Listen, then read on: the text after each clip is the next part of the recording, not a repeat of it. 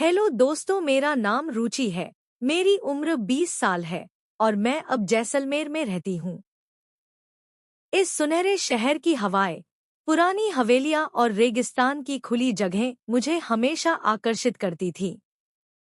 लेकिन अब मुझे ऐसा महसूस होने लगा था कि सब कुछ नॉर्मल होकर भी कुछ सही नहीं है। शायद मेरे पति के अजीब व्यवहार ने मेरी जिंदगी को उलझा दिया था। मेरे पति का नाम है विजय सिंह। वह एक गंभीर और रहस्यमयी स्वभाव का आदमी था और मैंने पहली बार उसकी असली विचित्रता तब देखी जब हमारी शादी को कुछ ही दिन हुए थे। विजय हर दिन घर में एक नई तरह की फिटकरी लेकर आता और उसे बड़ी एहतियात से संभाल कर रखता था, जैसे वह कोई बेशकीमती हीरा हो। वह पागलों की तरह हर 10 मिनट बाद जाकर अपनी फिटकरी को चेक करता।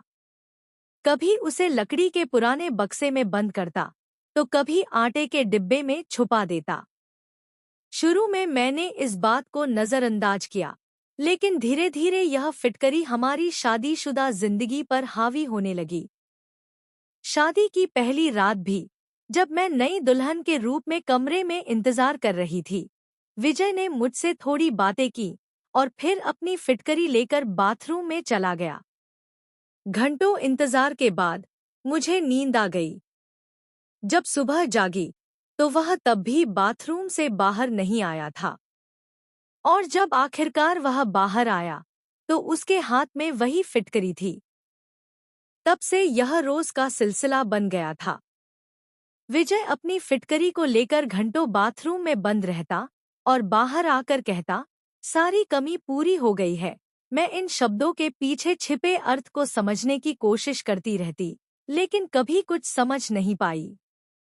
उसके चेहरे पर अजीब सी खुशी होती और मैं इस रहस्य से और उलझती चली गई। जैसलमेर की सुनहरी हवाओं में भी मुझे अब कोई राहत नहीं मिलती थी। हर रात जब विजय फिटकरी लेकर बाथरूम में जाता तो मुझे उस पर संदेह और घबराहट होने लगती। मुझे समझ नहीं आ रहा था कि आखिर इस सफेद टुकड़े में ऐसा क्या है जो विजय को इस कदर पागल बना रहा है। क्या यह किसी अजीब रिवाज का हिस्सा था या फिर कोई पुरानी मान्यता जिसे वह निभा रहा था? एक रात मैंने बाथरूम की खिड़की से झांक कर देखा। मेरी आंखें जो कुछ देख रही थी उस पर यकीन करना मुश्किल हो गया। विजय बाथरूम में बैठकर पानी से भरी बाल्टी में फिटकरी डाल रहा था और उस पर मंत्र जैसा कुछ बड़बड़ा रहा था। उसकी आंखें बंद थीं और उसका चेहरा अजीब सा तानव में था। जैसे ही पानी में फिटकरी घुलती, उसका चेहरा चमक उठता। यह देखकर मेरा दिल तेजी से धड़कने लगा। मुझे नहीं पता था कि यह कोई तांत्रिक क्रिया थी या बस उसका एक जुनून, लेकिन यह निश्चित रूप से कुछ असामान्य था। मेरी घबराहट बढ़ती गई। मेरे माता-पिता के देहांत के बाद मेरे लिए जिंदगी वैसे ही संघर्षपूर्ण रही थी। मेरे चाचा चाची ने मुझे अपने घर में जगह दी थी, लेकिन वहां भी मैं अपनी पहचान के लिए जूझती रही। अब जब शादी हुई थी तो मैं सोची थी कि शायद अब मुझे सुकून मिलेगा, लेकिन विजय की यह अजीब आदत मुझे मानसिक रूप से थका रही थी। विजय के परिवार में इस बारे में किसी से बात करना भी मुश्किल था। उसकी माँ पोते पोतियों की बातें करती थी, जैसे सब कुछ सामान्य हो, लेकिन किसी को यह नहीं पता था कि हमारी शादीशुदा जिंदगी में कुछ भी सामान्य नहीं था। एक दिन मैंने तय किया कि अब और चुप नहीं रहूंगी। मैंने विजय से सीधा सवाल किया, आखिरकार इस फिटकरी में ऐसा क्या है? क्यों हर रात तुम इसे लेकर बाथरूम में बंद रहते हो? विजय ने मेरी तरफ देखा, लेकिन उसकी आंखों में कोई जवाब नहीं था। उसने सिर्फ इतना कहा, तुम नहीं समझोगी। यह हमारी परंपरा है, जिसे निभाना मेरा कर्तव्य है। यह सुनकर मेरे मन में और भी सवाल उठ खड़े हुए। क्या यह सच में कोई पुरानी परंपरा थी या फिर विजय किसी मानसिक बीमारी से जूझ रहा था? क्या इस फिटकरी के पीछे कोई गहरा राज छिपा था? रातें लंबी होती जा रही थी और मेरी उलझने भी। अब मुझे इस बात का पता लगाना था कि इस रहस्यमय फिटकरी का असल सच क्या है और यह मेरी जिंदगी पर कैसे हावी हो चुकी है। मेरा मन भारी हो चुका था और मुझे समझ नहीं आ रहा था कि इस स्थिति से कैसे निपटा जाए। यह सोच सोच कर मेरा सर भारी हो रहा था कि अब क्या किया जाए। मैं किससे अपनी परेशानी साझा करूं? चाची ने पहले ही मुझे कह रखा था कि ससुराल से वापस लौटने की कोई गुंजाइश नहीं है। अगर अब मैं उनसे मदद मांगने जाती तो वो और भी अपमानित करती। कुछ दिनों बाद मैंने अपने पति से एक बार फिर से बात करने की कोशिश की। मैंने धीरे धीरे उसे समझाया कि शादी एक समझौता नहीं बल्कि एक साझेदारी है और हम दोनों को साथ मिलकर इस रिश्ते को आगे बढ़ाना चाहिए। लेकिन हर बार की तरह उसने मेरी बात को नजरअंदाज कर दिया और सीधे बाथरूम में चला गया। अब मुझे यकीन हो चुका था कि मेरे पति के साथ कुछ तो बड़ा गड़बड़ है और मैं इस रहस्य को उजागर करके ही रहूंगी।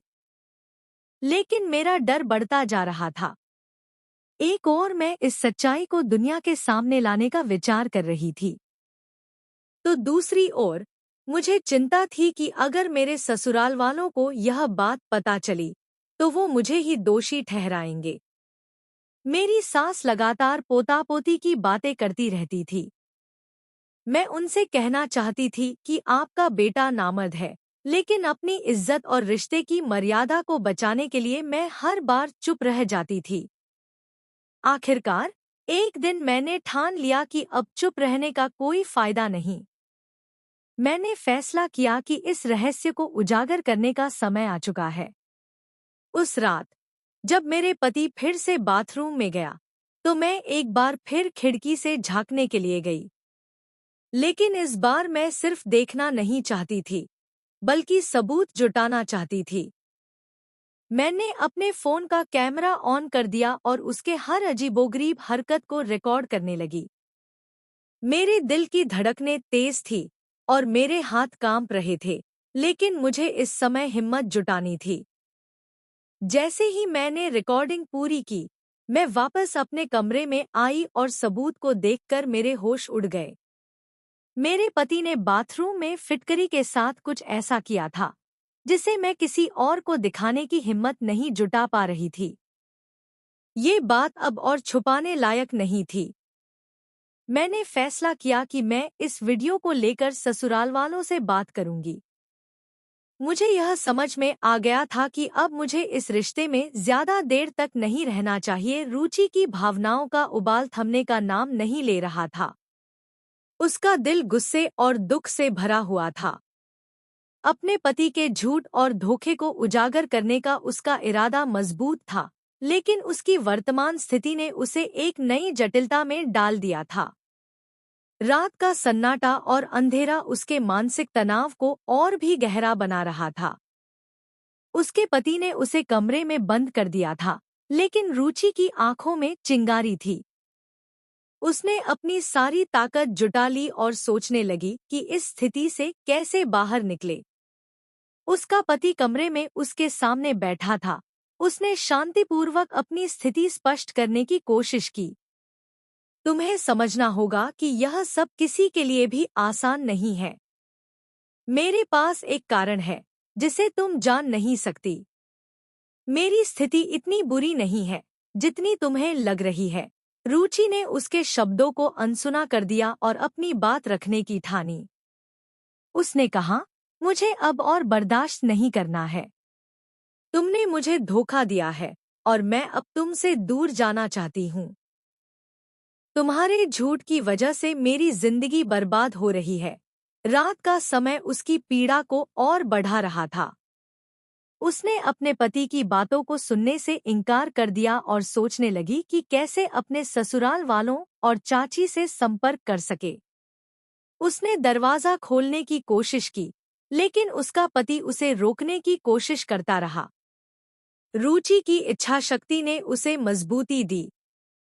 उसने अपने पति की पकड़ से बाहर निकलने की कोशिश की और चुपके से दरवाजा खोलकर बाहर भागने की योजना बनाई। वह जानती थी कि अब उसे खुद को बचाने के लिए कोई ठोस कदम उठाना होगा।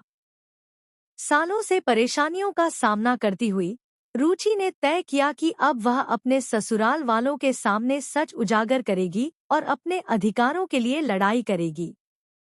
उसने अपनी आत्मसंरक्षण की शक्ति को जगाया और एक नई शुरुआत के लिए तैयार हो गई। अपने पति की बीमारी और उसकी सच्चाई जानकर पत्नी का दिल भर आया। उसने खुद को और अपने पति को समझाया और माफी मांगी, जिससे उनके रिश्ते में नया संजीवनी शक्ति भर दी। पति ने अपनी बीमारी की सच्चाई स्वीकार की और पत्नी को अपने संघर्ष और दर्द के बारे में बताया।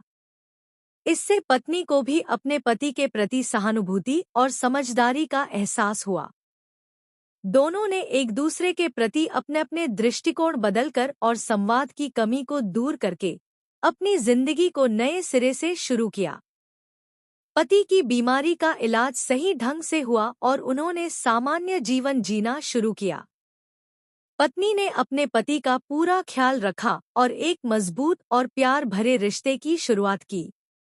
अब पति पत्नी दोनों मिलकर अपने जीवन के हर मोड़ पर एक दूसरे का साथ देते हैं और भगवान की कृपा से उनकी जिंदगी खुशहाल और संतुलित हो गई है। दोनों अपने रिश्ते को और भी मजबूत बनाने के लिए मेहनत करते हैं और एक दूसरे के साथ हर खुशी और दुख को साझा करते हैं। बहुत सी ऐसी छोटी छोटी गलतफहमियां हैं जो घर को बर्बाद कर देती है। हमें अपने लाइफ पार्टनर को अच्छी तरह से समझने की कोशिश करनी चाहिए, लेकिन हम तो सिर्फ अपने बारे में ही सोचते हैं। हम नहीं जानते कि सामने वाले के दिल का हाल क्या है और वह किस परेशानी से जूझ रहा है। अगर हम किसी की परेशानी को समझ सके तो हम उसका साथ देकर उसे कामयाब बना सकते हैं और उसकी परेशानी को जड़ से खत्म कर सकते हैं। मैं भगवान से प्रार्थना करती हूँ कि भगवान हम लोगों को सोचने और समझने की हिम्मत दे और ताकत दे और हमें सही फैसला करने की समझ दे। और अब मेरे पास एक 3 साल की बेटी भी है। ऐसा लगता है जैसे मेरी जिंदगी से सारी परेशानियां खत्म हो गई हैं, क्योंकि मेरे पति इतने अच्छे पति हैं कि कभी-कभी मुझे अपनी किस्मत पर यकीन ही नहीं आता कि यह वही आदमी है जिस पर मैंने पहले कुछ जाने बिना ही काफी सारे इल्जाम लगाए थे और शक किया था। अब मैं अपने पूरे परिवार के साथ बहुत खुश हूँ। दोस्तों, उम्मीद करती हूँ आपको हमारी कहानी पसंद आई होगी। कहानी पसंद आई है तो वीडियो को लाइक करें, चैनल पर नए हैं तो चैनल को सब्सक्राइब करें और हाँ, नोटिफिकेशन बेल को जरूर दबाएं ताकि अगली अपडेट सबसे पहले आपको मिले। धन्यवाद।